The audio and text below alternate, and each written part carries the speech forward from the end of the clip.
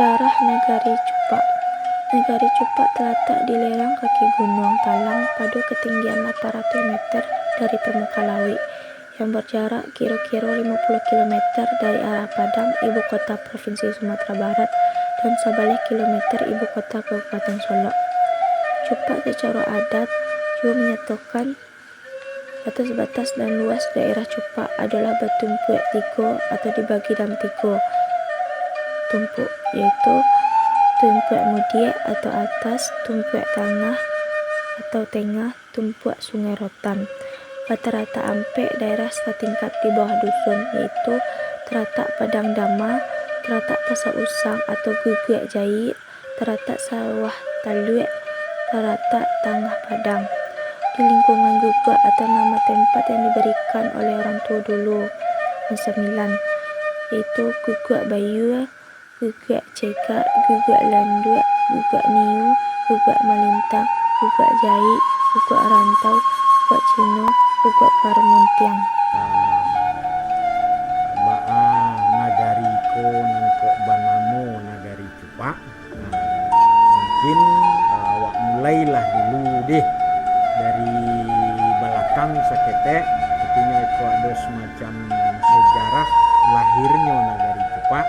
Jadi bajalan orang-orang utusan dari Raja Pagaruyang sampai berhentilah di lereng Bukit Gadang.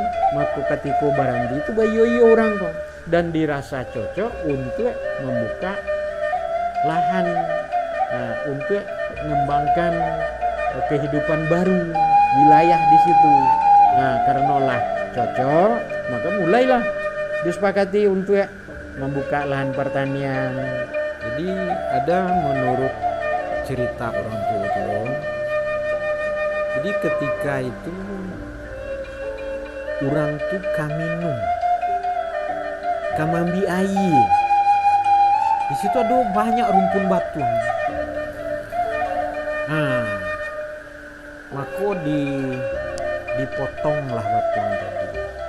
Ketika dipotong, ada cie nentapaci, ada cie menjatuh ke bawah. Jadi nentapaci itu karena dari bambu. Tahlah ada jo istilah Cupak diurang dulu di Pagaruyang Tabahan. Jadi untuk minum kok nama Cupak. Ananta gantuang tadi menjatuh ke bawah tadi, itu gantuang suri namanya. Jadi non dulu lagi itu Cupak, baru gantuang ciri. Kalau ingin ditelusuri, karena Cupak kok dulu nanya paci, gantuang suri ke bawah. Rupanya jatuh ke bawah tadi, tiba di daerah tertentu, sehingga mendiami lah ikut. Sehingga jadi kini jadi istilahnya dua nagari gantuang ciri cie, nagari Cupak cie. Urang kok badun sana, karena sapaket dulu dari Pagaruyang. Asal usul suku Sikumbang. Diduga nama suku Sikumbang berasal dari kata Sikumbang. Sikumbang maksudnya harimau kumbang atau harimau berwarna hitam. Mungkin dulunya orang-orang suku Sikumbang itu dari keturunan Tamil India dan kulitnya hitam juga punya keahlian bela diri, terutama harimau nan terkenal. Selain itu, ada beberapa kata yang berkait dengan asal-usul nama suku Sikumbang dari kata kumbang. Kumbang bisa berarti sejenis serangga atau sebagai nama suku untuk menandakan orang yang berani, kuat, juga gagah.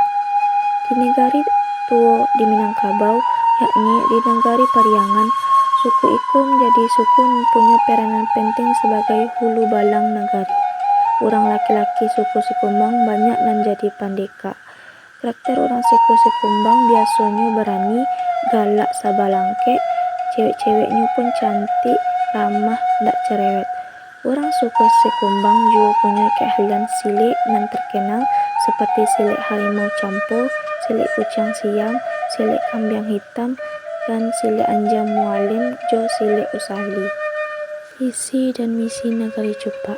Visi terwujudnya masyarakat Nagari Cupak nan maju jo mandiri berdasarkan adat bersandi syarak-syarak bersandi kitabullah.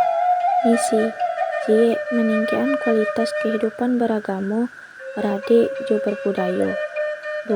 Menyelenggarakan pemerintahan yang elok atau good government, jo pemerintahan yang berasiah atau clean government. 3. Meningkatkan perekonomian masyarakat negara Jepang. Kondisi demokratis. Pemilihan pemerintahan atau wali negara Jepang dipilih secara demokrasi atau dipilih langsung oleh orang di negara setempat. Jo visi dan misi yang akan mereka lakukan setelah pemilihannya nanti. Karakteristik penduduk negara Jepang rata-rata adalah petani 70%, 20% pedagang, jo 10% peternakan. Rumah gadang negari Jepang. Datuk suku Sikumbang adalah Datuk Basa.